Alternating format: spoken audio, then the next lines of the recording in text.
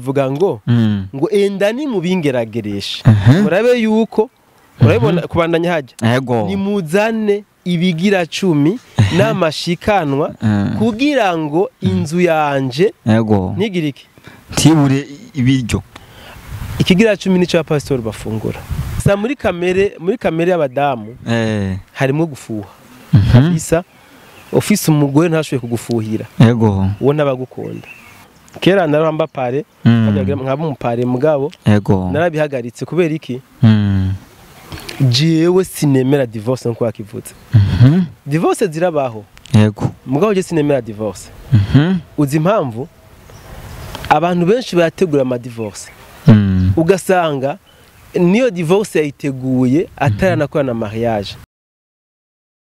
Hello bakunzi ba Achieve Your Dreams, turabaramukije abandi tubirijo bivanye naho muherereye. Hano dufite abantu benshi bakunda kudukurikirana mu Burundi, mu Rwanda, muri Kongo n'ibindi bihugu n'ibindi n'abandi bo hanze. Niyo mpamvu kenshi tukunda kubaramutsa tubiriza abandi tubeza mwaramutse bivanye nuko bamwe iyo bajyamye abandi baba bavyutse niko isi imeze. Kubw'ibyo rero tukomeje kubashimira abaza bagira subscribe, like na comment ku rukundo mwamwe mutwereka, respect ku bafana bacu ba Achieve Your Dreams. Rero kuko imeze imbere yacu kuri kamera murabona ko dufite umusaza, je mwita umusaza bivanye n'ibikorwa yamakora ku buzima bwanje, ariko kandi sinje nyine abikorera afite nabandi yabikoreye, ariko mu bigaragara aracari mutoya. Ni umusaza ukiri mutoya, niyo mpamvu nakoresheje muri ubwo buryo bwo kumwubaha cyane. Anyway, dugwaye kaze kuri studio za Achieve Your Dreams. Murakoze cyane ikaze ndayakiriye. Reka nce ndamutsa n'abadukurikiranye kuri Achieve Your Dreams. Yes. Kandi nawe ubwo ndakuramutse tugiye gukorana kino kiganiro. Murakoze cyane, uraberewe. Asante sana. Ndabona abagore benshi bakunda mustache, n'umugore wakubwiye ngo uzoyikoreshe cyane. Bon. James umugore iyo mpinduye kwafi. Ewana muraserera mu rugo mba ndamuprovoce rero nanjye ninda kumuprovoka ntumandika kuyimosha nkatuma ngumuko aho mpindura kwafa biraberewe vraiment kandi afite rezo nzomubwira kuko yatekereje neza. Kubw'ibyo rero nashaka kugira ngo twinjire mu kiganiro nyirizina, umutima wo kumva kuko wafasha ugwaruka urukura hamwe uruduza, ariko tukabona muri kino kinyejana turimo abantu iyo umwituye ahubwo aragusuzugura akagufata nabi. Wowe byagenze gute? Niye secret ukoresha kugira ngo ubashe gufasha ugwaruka muri kano kagene? Ico kibazo cawe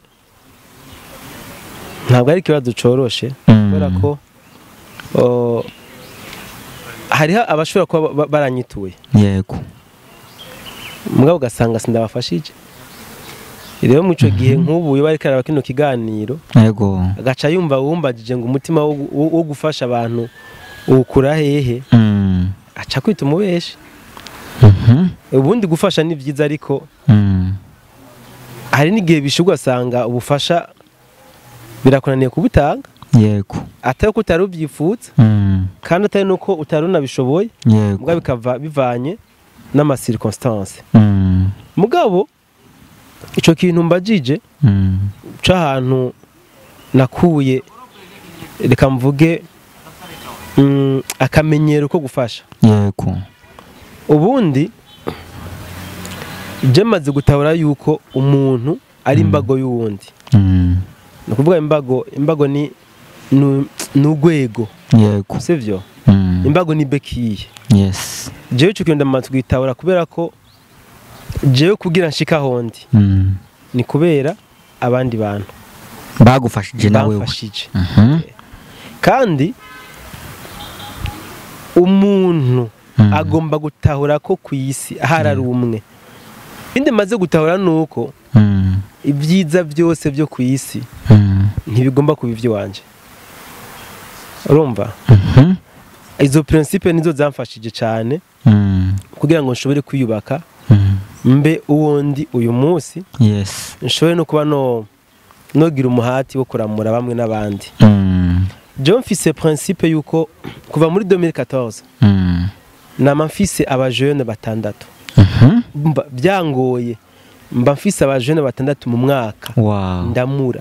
Wow. Nukuvuga nkwega nkagira ndabakuye nkabashikana ahandi. Suko mfise amafaranga wapi? Je nta mafaranga mfise kabisa. Nta mafaranga mfise. Ariko mu bakene sinishiramo. Yego. Je ndatunze umutima kabisa. Asante. Ndatunze umutima. Je rero kuyubaka kwanje niyubakiye muri abo bajene nza ndaduza uko mwaka utashe. Nukuvuga nari nzi yuko hazogera igihe sinshobore kuronka umwanya wo kuba no tanga ubufasha kuba abantu kubande. Yego. Ndazi ko hazogera igihe mbeho ntafise inguvu. Yego. Zo kuba no kora ibyo ndiko ndakora uyu munsi. Yes. Naciye rero ndondera ubushobozi bwo kurera abandi kugira ngo ndabaduze haba muri photography haba muri videography haba no mu gisata kijanye n'ubuhinga bwa none. Yego. Ndavuga harabon ndera muri maintenance harabondera muri production nkabisha ama programme yo kweditinga ama image. Yego. Harabondera wanashaka hari n'abahankadire magusa bitse nkabaha uburezi gusa nkababa hafi. Yego. Kubera ko mbambona ibwo baba bakeneye. Abo rero nibo kenshi nikorako iyo hageze ko mfasha abandi. Eka ntanga karorero koroshe uko ndiko ndabikora muri kino gihe. Nk'ubu ndafise ugwaruka rushika kuri 12 ndiko ndafasha. Yego. Mugaba bu 12 ntibambona misi yose. Nukuvuga bafise periode y'amezi 4 ntibambona misi yose. Fisa abandi nareze abatanguye cyane bapangira orere. Tiwe muri bimwe nakoreramwo ashaka kuzoza gutanga ubumenyi kuri bakanaka ubundi kandi abo bose nta numwe asaba amafaranga kuko nawo warabafashije. Nandi narabafashije atana nabasabye. Wow. Mugabo iyo jewe ndayafise mwico gihe ndabarihira ka déplacement nkabagurira amayinite nkabahana yo mazi yo kunywa. Yego. Iciro ni kintu nakoze nompa kugira ngo jewe menyekane kuko sindanazwi. Yego. Sindanakene no kumenyekana. Ni juste gusa kugira ngo umutima w'urukundo. Ni kugira ngo mfashe igihugu kurera. Wow. Kubera ko ndazi yuko ubundi y'umuntu ataronse ubufasha biragoye ko nawe afasha. Iyo umuntu ataha ubufasha keneye. Yego. Biragoye ko nawe afasha. Akurana inzigo. Akurana inzigo. Akurabona yuko ashoboye. Kuko bijya byose aba yararondeye. Aba yararonse plutôt. Niwe aba yarabyirondereye. Wenyene. Mugabo rero iyo umuntu yagiriwe amahigwe akanka umuntu amuba hafi akamuha assistance. Nujya muntu biramworohera cyane kugira umutima urekura wo gutanga ibyo yahawe akuye mu bandi. Wow. Jero nuko ndabigenza nta n'ubuhinga namba nabishizemwo nabyisanze mwuko. Bantu bacu Evil Dreams nanje muri abo yavuze nanje mbarimo yaramfashije murumva ko ibyo nkora byose muravyumva ni grace yiwe. Niyo mpamvu namuzanye kugira ngo n'abandi yagize ico afasha bacecetse muzaze mushinga intahe. Uyu ni umugabo dukunda cyane w'icitegererezo. Mugabo rero nca nibaza ikintu muri abo bantu ufasha nta bigeme babamo. Abigeme barimwo je ntabwo bavuga gute ntabwo ntoranya. Ntabwo ntoranya. Yego. Abakobwa bari n'abahungu barimo n'abagabo barimo. Aho rero nce nibaza ikibazo ko wavuze ko wubatse kandi biranaboneka nyine nk'uri umugabo wiyubashe. Eske umudamu wawe tafuha avuga ati bari abantu afasha buryo nta kintu kubusa kweri kuko ndabizi kuko abantu bose bafashiza kubusa. Tace yibaza ati buryo ntabwo ari kubusa gusa. Bo nimbe yarabonye mfasha abahungu n'abagabo akabona nta mafaranga bampaye. Yego. Guteye ukibaza ko abakobwa boyama nuko abazi neza yuko udukumi tw'iki gihe twa mwana Kenza ari utuntu dukunda bo gusa muri kamere y'abadamu harimo gufuha. Kabisa ofisi umugore ntashoboye kugufuhira. Yego. Uwo ntabagukunda. Ntabagukunda niko bimeze. None umubwiye ivyo akora abitahura ntare ndagufura ko batebajyana n'abantu afasha none aho uca wibaza ko tagukunda nshatse kubwira aba yatomfuhira batankunda mugabo gufuha bijamwe ubwenge ashobora kuza agasanga muri sare nta n'umunsi n'umwe biranashika idahiri ngo usange ndiko ndigisha abakobwa gusa atari nk'abahungu ibibaho umva bavanze mugabo kuvyumvira ibyo c'est normal yego nk'umuntu w'umudame w'umugore wanje yego asanze muri room harimwe abakobwa kandi beza bikizungereza yego tubivuga uko bakina bato kumusumba yego ivyo kuvyumvira nibisanzwe mugabo bivanye n'icizere amfitiye ntabwo wafuha ngo agiriremwo iyo byamunaniye kabisa kudigera arambaza ujya mukobwa kumenga hari wakandi kandi ari special bivanye n'ukuntanzi ndamusiguriye c'est fini none nko ari igihe kimwe tweze kuganira nawe tukiri ngaho kuvy'urukundo ucumbara ngo wowe ibintu bya divorce ntuvyemera kandi tubona neza yuko ngaha mu gisagara ca Bujumbura ahubwo divorce zo zabaye nyinshi kurusha abubatse none ibyo bintu ushobora kubabwira abakunzi ba Chivo Dreams nawe ukabasangiza ayo makuru wewe ikurancanga cyane ubwo muzari twaganiriye mu gikari kubera ko njewe yaramfatiranije namwe mu mwumve turanka dufatiranya twese tuje hamwe jewe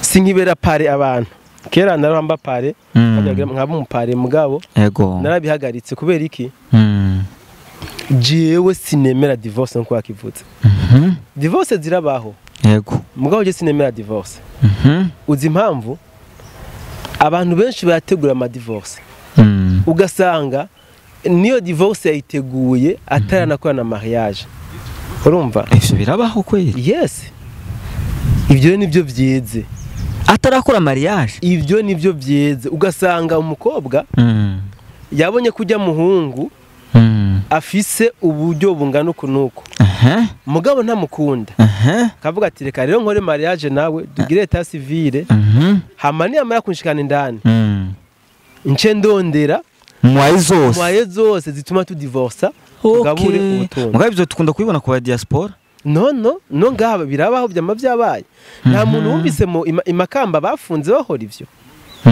byama byanabaye ikindi kandi ibyo si byo ngomba gushingira ko ibyo sinabyo bituma wanashaka je ntemera divorce yego none ndakwaza ikibazo kimwe mbere ko ndarakwishumba bari ariko yego ubu we turabagenzi yego sivyo yego birashitse ndagukoreye ikosa reka mvuga ikosa riri grave ndakuriye nk'amafaranga canke ndakubesheye ikintu gishobora kuntwara gato yego hama birashitse ako gatwe ntibagaciye wowe uca umfata gute nk'umwanzi wanje nk'umwansi wawe aho ntitwigeze kuba abagenzi aho ntitwigeze kuba abagenzi twaragenzanya uzi impamvu ubundi nimba twarabagenzi nkagwa mw'iryo kosa wakagomba kunsanga ukambwira uti mugenzi wageragejwe raba ugaruke ivyo bintu ko umengo ntatubizi hinge shike ubundi umugenzi ni wa muntu utarota wotakaza mu buzima bwawe naho yo kugirira ikibi yes ni wa muntu uvuga uti ujya ndamubuze mu buzima none ko nzba ntakaje ibintu byinshi kumengo umutima twabona muri Yesu gusa mu ninde yakubeshe nta bagabo urumva bafate abagore mu mahoteli mugabo ugasanga basuye ku bana baba bafise bajya abagore bafise amahera kubaruka batuye ndamwikuye ko burya nashobora gusubira hasi ivyo we nivyo wibajije si wose baba bafise amafaranga je ndaza amaka menshi umugabo afatira umugore we muri hotel ndaza amaka menshi akamwisangira nyine abagore bafata abagabo babo bagaca baguma baba yes live bakasubira ku bana none bajya ni ba Yesu ivyo bintu nzoyibara mbibonye kweri ko biragoye kumva ahubwo abantu tugomba kugira uwo mutima iyo turiko turondera abantu twubakana yego urumva ugomba kurondera wa muntu uvuga uti nta kintu na kimwe mbona zokora yego cyo tuma tuvana kubera ko atari umumarayika ari umuntu yego niyagira intege nke agakosha yego je nzomuba hafi ndamuhanure kugira ngo mugabo ari abantu badahanurika urabize nawe nta muntu abadahanurika ni shetani ega abantu ibintu bidahinduka turabizi ni Imana na imbecile donc un idiot none niki wowe uzobana na idiot cyangwa uzobana n'Imana none niki kintu wiyumva ukavuga ati iki kintu nje umugore wanje kinkoreye twotandukana nta na kimwe jewe cyotuma ndeklara divorce n'umugore wawe none ngo twama tubona abapastori bagiranye ama divorce na ari abapastori abakozi b'Imana ni gute wowe utinyuka utari n'umupastori ndabizi umukozi w'Imana mugabo ndi umupastori ukavuga iryo jambo n'abakozi b'Imana twita nk'abakozi b'Imana byarabananiye bo ni bimwe nakubwira sivyo mbe iyo uvuze umukozi w'Imana ushatse kuvuga pastori yes nico nshatse kuvuga pastori arongo ishengero afise abantu yigisha ahezagira mu ishengero mugabo byaramunaniye mbo ndakubaza pastori buriya ntahembwa oya ntahembwa pastori ntahembwa gutahembwa nande ikigira 10 okay ushatse kuvuga n'Imana ikigira 10 kijahe ikigira 10 je uko ndavyumvira kigira 10 nico kiriha ishengero baba bakose kuko amashikanwa nayo acajahe nimba ikigira 10 kiriha amashengero amashikanwa nayo acajahe acafasha ibindi bikorwa byo mu ishengero hajya ari abantu bakoresha utwafishe wewe nimba uri wo mu ishengero nimba uri umunyedini ntabyuzi n'ijambo ry'Imana rivuga ngo endani mu bingerageresha murabe yuko urabona kubandanya hajya ni muzane ibigira 10 n'amashikanwa kugira ngo inzu yanje ntigirike tibure ibiryo ikigira 10 nico abapastori bafungura nimba ivyo rero ndabizanye kubera iki ubundi pastori arafungura ariyumvira arakora yego n'umuntu nkawe burya nkamwe pastori wa marukwezi atakigira 10 batanga mu ishengero niho ubonera pastori wariwe niho uwo mubona niyo mpamvu tubona hari mu Rwanda abo bafungiye amashengero ubona nyene mengo vyanse voilà nivyo so rero pastor ntabwo agomba kukubera icitegererezo kubera wapi kandi tuzi ko ari bamwe babita ba dadi abandi bakabiza hinge nimba Yuda yagendana na Yesu yaramudandaje yego nimba Petero yagendana na Yesu yaramwihakanye aba bapasteri aba badadi batanamubonye bo guhinduka bisabike none urafatikanyije na Chimamanda mu gutuka badadi oya Jesse nja nkunda mvuga abantu mu madini nako mu kiganiro nawe ubwawe sino gutuka kima gusa icyo nshatse kuvuga nigiki baje bapastori baratwigisha amajambo meza atuma donc tubona merekezo sivyo ariko ibikorwa bakora ni nkatwe n'abantu b'inyama n'amaraso nkatwebwe n'abantu b'intege nke none wowe ukora ivyaha hari abapasiteri benshi basambana bagakora ivyaha bagasambana kandi abapasiteri benshi babuza kunywa inzoga mugabo bo bazinywa mugabo waba ari abafu abavrendi ivyo ni uri kubivuga wowe nuzi ko ari abapasiteri b'abakomisiyoneri ari komisiyo biri honest tureke kubeshana ngo komisiyo ivyo rero ni ibintu bituma ndiko ndabikubwira ngo pasiteri uwo ari we wese ntuzurabe pasiteri nk'ikitegerezo cawe na pasiteri bwarakubwira ati ni murabe ingene Imana ndone murabe vy'Imana basaba ni mikomporte nko Yesu yikomporta mugabo nje ntimundabe bon hari abatavuga ntimundabe mugabo nivyo bashatse gusiga ivyo rero bivuze iki nimba pasiteri okwawukana nta bakristo batawukana kandi abayirongoye none ni kubera iki badaca mukurikiza pastori ivyo nani ndavyibaza nyene ico ni kimwe mu kwikerekwa yuko pasiteri